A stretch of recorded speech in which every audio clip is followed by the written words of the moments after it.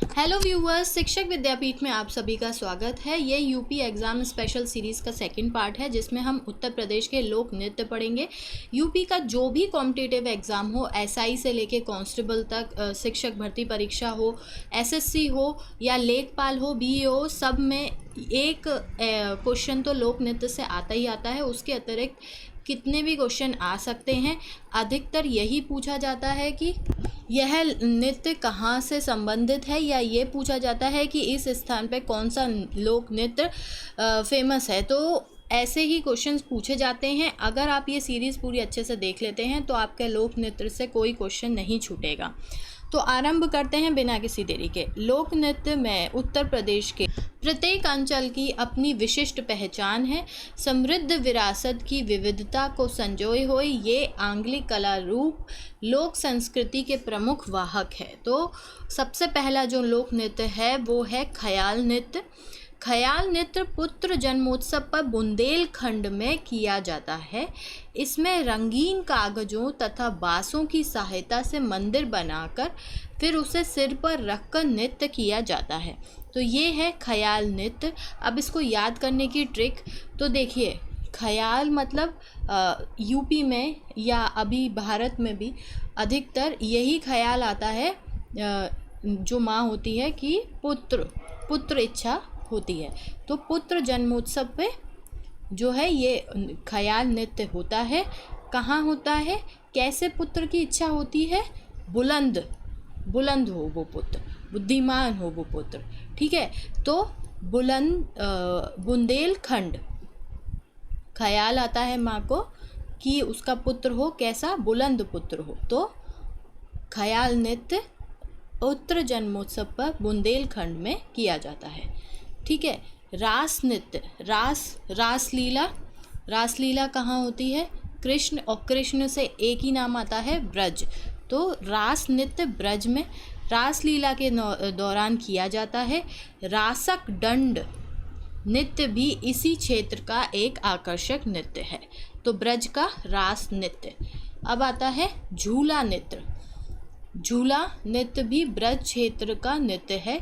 तो देखिए, ऐसे झूला लगाया जाता है और फिर उसके सहायता से नृत्य किया जाता है, जिसका आयोजन श्रावण मास में किया जाता है। क्यों श्रावण मास में? क्योंकि देखिए, वैसे भी हमारे यहाँ जो झूले पड़ते हैं वो जो सावन आता है, श्रावण होता है, उसी में ही ज़्यादा पड़ते हैं।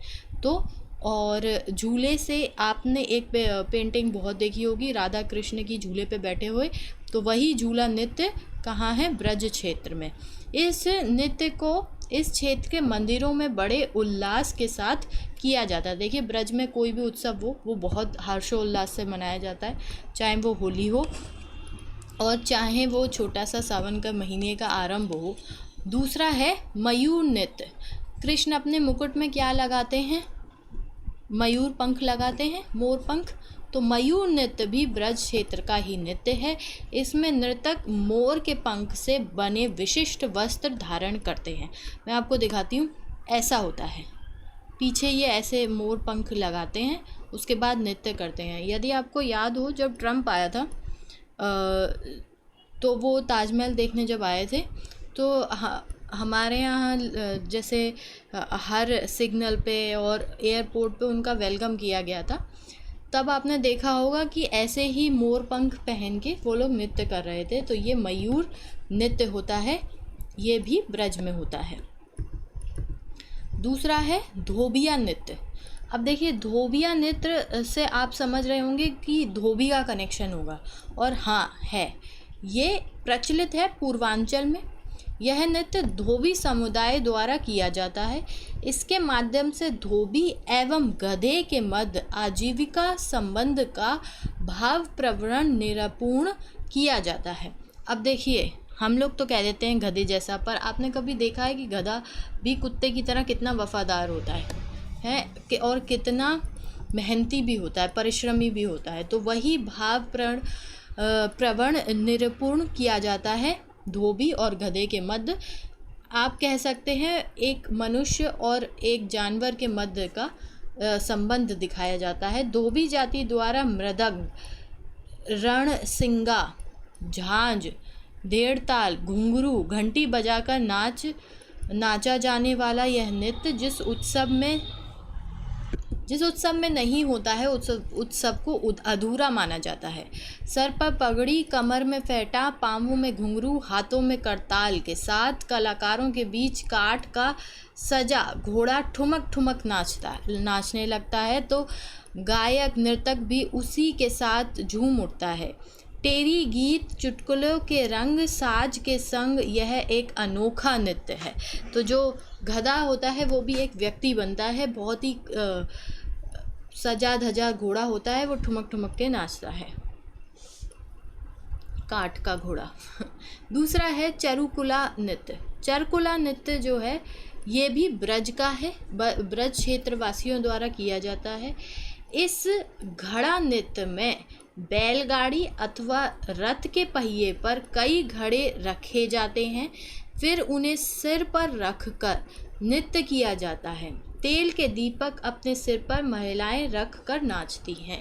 ये है चरुकुला नृत्य और महत्वपूर्ण भी है आपकी परीक्षा की दृष्टि से। चरुकुला 4 चरण 1 2 3 4 किस पे रखा होता है? रथ या बैलगाड़ी के पहिए पर, उस पर एक मटका, फिर दीपक, ये देखिए ये दिख रहा है, एक मटका, फिर दीपक, फिर एक मटका, फिर दीपक, ऐसे 4 चरण बनते हैं। चरुकुला नृत्य कहा जाता है। अब इन दोनों को याद करने की ट्रिक, धोबी पूर्व में गधे को लेकर गया, गधे को लेकर, धोबी पूर्व में गधे को चराने लेकर गया बैलगाड़ी से और घड़ा भर के पानी लेकर आया। धोबी पूर्व में गधे को बैलगाड़ी से चराने लेकर गया और घड़े में पानी भरकर लेकर आया। धोबी नृत्य, धोबिया नृत्य पूर्वांचल में, जिसमें धोबी और गधे के मध्य का संबंध दिखाते हैं। चरुकुला नृत्य, गधे को चराने बैलगाड़ी से लेकर गया। चरुकुला नृत्य, बैलगाड़ी अथवा रथ के पहिए से घड़ा भर के पानी लेकर आया। घड़े पर घड़ा रखा जाता है पहिए के ऊपर। और चरुकुला से 4 चरण तो आपको दिख ही गए। कहाँ होता है? ब्रज में। आगे जोगनी नृत्य।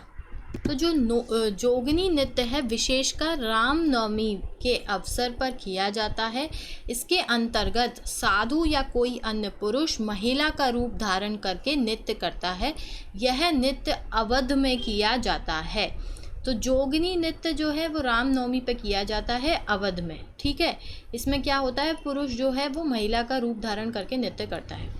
अब देखिए इसको याद करने की ट्रिक ये है कि मैं तो भई जोगन राम की, ठीक है, मैं तो भई जोगन राम की। तो रामनवमी पर जोगनी नृत्य, अब राम है तो कहाँ होंगे? अवध, अवध में ही फेमस है। तो अवध में जोगनी नृत्य राम की, मैं तो भई जोगन राम की। कटफोड़वा नृत्य। अच्छा, कटफोड़वा नृत्य ये भी पूर्वांचल में मांगलिक अवसरों पर किया जाता है। इसमें एक नर्तक अन्य नर्तकों के घेरे के अंदर कृत्रिम घोड़ी पर बैठकर नृत्य करता है। कटफोड़वा नृत्य होता है। आपने कटफोड़वा जो इसमें लिखने में थोड़ी सी गलती हो गई है, कठघोड़वा है। कठघोड़वा मतलब काठ का घोड़ा, जिसके ऊपर बैठ के एक नृत्यक नृत्य करता है और चारों ओर से घेरे में बनाकर अन्य नृत्यक उसके साथ नृत्य करते हैं। और ये कहाँ का है? पूर्वांचल का, ठीक है। धीवर नृत्य। धीवर अनेक शुभ अवसरों पर विशेषकर कहार जाति के लोग द्वारा आयोजित किया जाता है। इसको बहुत अच्छे से याद रखिएगा। धीवर नृत्य कहार जाति के द्वारा, ठीक है। इसको याद करने की ट्रिक है, धीरे से कहो, धीरे से कहो, धीवर नृत्य कहार जाति द्वारा, ठीक है। शोरा नृत्य। शोरा या सैरा नृत्य बुंदेलखंड के कृषक अपनी फसल को काटते समय हर्ष प्रकट करने के उद्देश्य से करते हैं। तो शोरा नृत्य, अब देखिए इसको याद करने की ट्रिक है, शोरा मतलब इससे क्या सेंस लग रहा है, शेर। ठीक है, तो जो कृषक होते हैं यानी किसान होते हैं वो शेर से बुलंद होते हैं। बुंदेलखंड को बुलंद के रूप में आप देखें तो शोरा जो नृत्य है वो कृषक द्वारा यानी किसान द्वारा बुंदेलखंड में किया जाता है। कृषक किसान कैसे होते हैं, शेर जैसे बुलंद किसान। ठीक है, शोरा नृत्य। अब आगे है पासी नृत्य। पासी नृत्य पासी जाति के लोगों द्वारा 7 अलग अलग मुद्राओं की एक गति तथा एक ही लय में युद्धब की भांति किया जाता है। पासी नृत्य ये तो बहुत ही सरल है, अगर आपको दिखे पासी नृत्य इसके नाम में ही है, पासी जाति के लोगों द्वारा किया जाता है। देखिए घोड़ा का बहुत ज़्यादा प्रभाव है, अभी हम पहले भी देख चुके हैं, एक हमने अभी देखा कठघोड़वा और एक और घोड़ा नृत्य, तो इसमें कन्फ्यूजन हो जाता है, इसलिए इनको अलग अलग अच्छे से आप इम्पोर्टेंट करके हाईलाइट करके लिखिएगा। घोड़ा नृत्य ये बुंदेलखंड में मांगलिक अवसरों पे बाजू की धुन पर घोड़ों द्वारा करवाया जाता है। बाजों की धुन पर घोड़ों द्वारा करवाया जाता है। इसमें कोई काठ का घोड़ा नहीं है, जैसे इसमें कठघोड़वा में काठ का घोड़ा होता था। ठीक है, तो इसमें असली का घोड़ा जो है वो धुन पर नाचता है। घोड़ा नृत्य बुंदेलखंड में। इसको याद करने की ट्रिक है कि यह घोड़ा बहुत बुलंद है, धुन पर खूब नाचता है। ठीक है, आगे चलते हैं। कर्मा नृत्य। कर्मा नृत्य होता है कर्मा व शीला नृत्य, इसको शीला नृत्य भी कहा जाता है। सोनभद्र और मिर्ज़ापुर के खरवार आदिवासी समूह द्वारा आयोजित किया जाता है। खरवार आदिवासी द्वारा सोनभद्र और मिर्ज़ापुर, ऐसे देखिए ये लोग मुंह पर ये बांध लेते हैं सींग का और उसका आगे, और ये औरतें हैं, ये आदमी हैं, ये इनकी एक प्रकार की ढोलक है, उसके साथ इसको नृत्य को किया जाता है। सोनभद्र और मिर्ज़ापुर में खरवार आदिवासी द्वारा। तो इसका जो ट्रिक है याद करने की वो है कर्मशील बनिए खरा सोना मिलेगा। ठीक है, कर्मशील बनिए खरा सोना मिलेगा। तो कर्मशील कर्मा व शीला नृत्य खरा खरवार आदिवासी समूह द्वारा सोना सोनभद्र मिलेगा मिर्ज़ापुर, कर्मशील बनिए खरा सोना मिलेगा। कर्मा नृत्य ये 3 बार से लगातार क्वेश्चन पूछा जा रहा है, इसलिए मैंने इसको अलग से स्पेशली रखा है। धुरिया नृत्य। धुरिया नृत्य को बुंदेलखंड के प्रजापति यानी कि कुम्हार स्त्री वेश धारण करके करते हैं। तो बुंदेलखंड का बहुत सारे नृत्य हैं और इसीलिए मैंने कहा है कि इसको बुलंद के रूप में देखिए। अच्छा, इसको याद करने की जो ट्रिक है वो ये है कि कुम्हार धुरी पर बुलंद मटके बनाता है। कुम्हार धुरी पर बुलंद मटके बनाता है। धुरिया नृत्य बुंदेलखंड के प्रजापति यानी कुम्हार स्त्री का वेश धारण करके करते हैं। छोलिया नृत्य। छोलिया नृत्य राजपूत जाति के लोगों द्वारा विवाह उत्सव पर किया जाता है। इसे करते समय नृतकों के एक हाथ में तलवार तथा दूसरे हाथ में ढाल होता है। तो ये है छोलिया नृत्य, ये राजपूत जाति द्वारा किया जाता है। इसमें इसे याद करने की ट्रिक है, छलियों से लड़ने के लिए राजपूतों ने तलवार एवं ढाल धारण करी। ठीक है, छोलिया नृत्य राजपूत जाति के द्वारा तलवार और ढाल लेकर किया जाता है। नेक्स्ट है छपेली नृत्य। छपेली नृत्य जो है एक हाथ में रुमाल तथा दूसरे हाथ में दर्पण, ये एक अपने आप में एक अनूठा नृत्य है जिसमें पहली बार दर्पण का प्रयोग हो रहा है। दर्पण लेकर किया जाता है। इसके माध्यम से नृत्यक अत्यधिक समुन्नत की कामना करते हैं।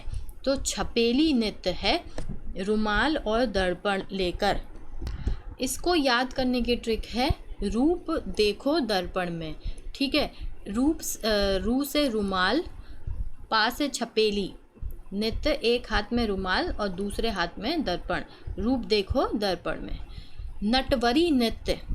नटवरी नृत्य पूर्वांचल क्षेत्र के अहीरों द्वारा किया जाता है। यह नृत्य गीत व नक्कारों के सुरों पर किया जाता है। तो नटवरी, इसके तो नाम में ही ट्रिक है। नटवरी नृत्य देखिए, नक्कारों की धुन पर और पूर्वांचल, नटवरी। ठीक है,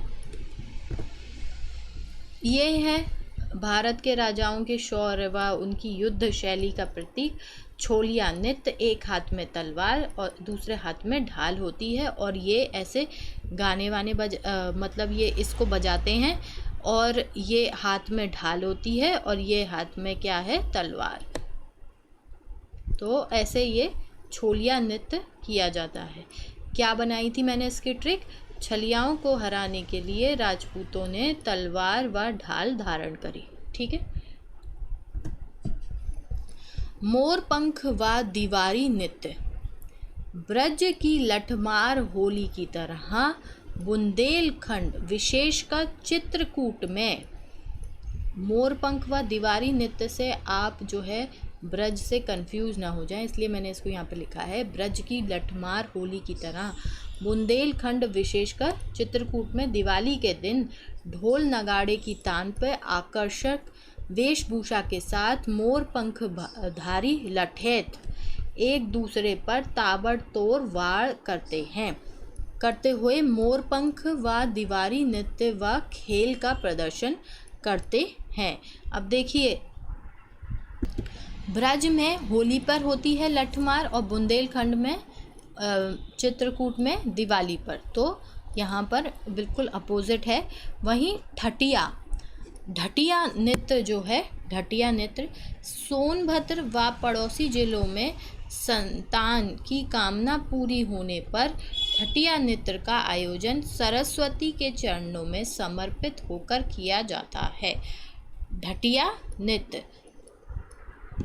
वहीं जो दूसरा नृत्य है यह भी सोनभद्र का नृत्य है, ढरकहरी नृत्य। सोनभद्र की जनजातियों द्वारा ढरकहरी नृत्य का आयोजन किया जाता है। इन दोनों को याद करने के लिए एक साथ ट्रिक है। सरस्वती के वरदान द्वारा दंड से मुक्ति मिली और सोनभद्र को संतान प्राप्त हुई। सरस्वती के कृपा से दंड से मुक्ति मिली और सोनभद्र को संतान प्राप्त हुई। सरस्वती के कृपा से, सरस्वती की कृपा से, यहाँ पर सरस्वती के चरणों में समर्पित होकर किया जाता है। सोनभद्र को, दोनों ही सोनभद्र से है। दंड से मुक्ति मिली, ढडिया और ढरकहरी, तो ये दोनों ढडिया और ढरकहरी बने, सोनभद्र में दोनों बनाए जाते हैं। चौलर नृत्य। मिर्ज़ापुर और सोनभद्र आदि जिलों में चौलर नृत्य अच्छी वर्षा तथा अच्छी फसल की कामना पूर्ति हेतु किया जाता है। चौलर नृत्य। नेक्स्ट है ढेडिया नृत्य। अब ये जो ढेडिया नृत्य का प्रचलन है ये दोआब क्षेत्र में है, जो प्रमुखतः फतेहपुर जिले में प्रचलित है। राम के लंका विजय के पश्चात वापस आने पर स्वागत में किया जाता है। इसमें सिर पर छिद्र युक्त मिट्टी के बर्तन में दीपक रखकर किया जाता है। ये छिद्र युक्त मिट्टी का बर्तन होता है। आपने टेसू झांझी देखी हो, तो झांझी अगर देखी हो तो झांझी के अंदर भी ऐसे ही मिट्टी का बनी होती है वो, और दीपक रखा जाता है। तो ये फतेहपुर ज़िले में ज़्यादा फेमस है ढेडिया नृत्य। अब देखिए राई नृत्य। राई नृत्य बुंदेलखंड की महिलाओं द्वारा किया जाता है। यहाँ की महिला इस नृत्य में विशेषतः श्री कृष्ण जन्माष्टमी के अवसर पर करती हैं। इसको मयूर की भांति किया जाता है, इसलिए यह मयूर नृत्य भी कहलाता है। देखिए, अभी हमने पढ़ा था मयूर नृत्य ब्रज में होता है, तो ब्रज से कहाँ, कृष्ण। तो जन्माष्टमी पर इसको याद करने की ट्रिक है। जन्माष्टमी पर बुलंद श्री कृष्ण की बुलंद राय का स्मरण किया जाता है। बुलंद राय गीता में श्री कृष्ण ने अपनी जो विचार प्रकट किए हैं और जो सत्य और असत्य के मध्य, संबंध के मध्य, इस विश्व में धर्म अधर्म का जो ज्ञान दिया है, उसको हम यहाँ पर राय के रूप में लेंगे। तो जन्माष्टमी पर श्री कृष्ण की बुलंद राय का स्मरण किया जाता है। तो जन्माष्टमी से क्या हुआ, ब्रज, वहाँ पर क्या था, मयूर नृत्य। तो राई जो है, राई नृत्य को मयूर नृत्य भी कहते हैं। श्री कृष्ण की जन्माष्टमी पर मनाया जाता है, कहाँ, बुंदेलखंड में। ठीक है। दीप नृत्य बुंदेलखंड के अहीरों द्वारा अनेकानेक दीपकों को प्रज्वलित कर इसे घड़े, कलश अथवा थाल में रखकर प्रज्वलित दीपकों को सिर पर रखकर दीप नृत्य किया जाता है। इसका है कि बुंदेल की अहीरों के दीप, ठीक है, बुंदेल के अहीरों के दीप नृत्य बुंदेलखंड के अहीरों द्वारा। पाई झंडा नृत्य गुजरात के डांडिया नृत्य के समान है, जो कि बुंदेलखंड के अहीरों द्वारा किया जाता है। अब यहाँ पर हमने देखा था बुंदेल के अहीरों के दीप, ठीक है, बुंदेल के अहीरों के दीप पाई जोड़कर बने। ठीक है। अब पाई जोड़कर अब देखिए, इसमें हर चीज़ कॉमन है। बुंदेलखंड के अहीरों द्वारा, बुंदेलखंड के अहीरों द्वारा। कौन से दो नृत्य हैं, एक दीप नृत्य है, एक पाई नृत्य है, पाई डंडा नृत्य। ठीक है। तो बुंदेल के अहीरों के दीप पाई जोड़कर बने। कार्तिक नृत्य भी बुंदेलखंड क्षेत्र में कार्तिक मास में नर्तकों द्वारा श्री कृष्ण तथा गोपियों का रूप धरकर किया जाता है। तो इसमें कार्तिक नृत्य कार्तिक मास में बुंदेलखंड में ही यह नृत्य भी होता है। कलाबाज नृत्य अवध क्षेत्र के नर्तकों द्वारा किया जाता है। इस नृत्य में नर्तक मोर बाजा लेकर कच्ची घोड़ी पर बैठकर नृत्य करते हैं। ये था अवध का कालाबाज नृत्य। और ये रहा राई नृत्य, इसमें बुंदेलखंड का राई नृत्य। ठीक है। अब हम यूपी के सारे लोक नृत्य कर चुके हैं। आपका एक भी क्वेश्चन इधर उधर नहीं जाएगा, सारे के सारे नृत्य हो चुके हैं, क्वेश्चंस नहीं छूटेंगे। अगर मैंने इसकी ट्रिक्स भी बताई है, आप इन्हें रिवाइज करते रहेंगे तो आपका एक भी क्वेश्चन नहीं छूटेगा। ये यूपी की एक स्पेशल सीरीज़ है, फर्स्ट पार्ट इसका आ चुका है, ये सेकंड पार्ट है और अभी हमें और आगे जाना है। 4 से 5 क्वेश्चंस की गारंटी है। अगर यूपी से बेस्ड क्वेश्चन आते हैं, जैसे कि अभी हमने विस्तार और विभाजन किया था फर्स्ट पार्ट में, और सेकंड पार्ट नृत्य है, उसके बाद नदियाँ भी करनी है, पहाड़ पठार भी करने हैं, भाषा यानी बोली भी करनी है, और यूनेस्को साइट्स के साथ जो एक और इम्पॉर्टेंट चीज़ होती है वो ज़िले, सारे 75 ज़िले, और वो किस लिए फ़ेमस हैं, मंडल में कौन कौन से ज़िले आ रहे हैं। फर्स्ट पार्ट में हम इसका पॉलिटिकल मैप अच्छे से देख चुके हैं, यूपी का सीमाएं भी देख चुके हैं। अगर आपने वो वीडियो नहीं देखी हो तो उस वीडियो को भी आप इस पॉपअप कार्ड पे क्लिक करके देख सकते हैं, तो उस वीडियो को भी अवश्य देखें। साथ ही चैनल को सब्सक्राइब करें, वीडियो को लाइक करें। आपका दिन शुभ हो, सुरक्षित रहें। धन्यवाद, आप हमारे साथ अंत तक बने रहें।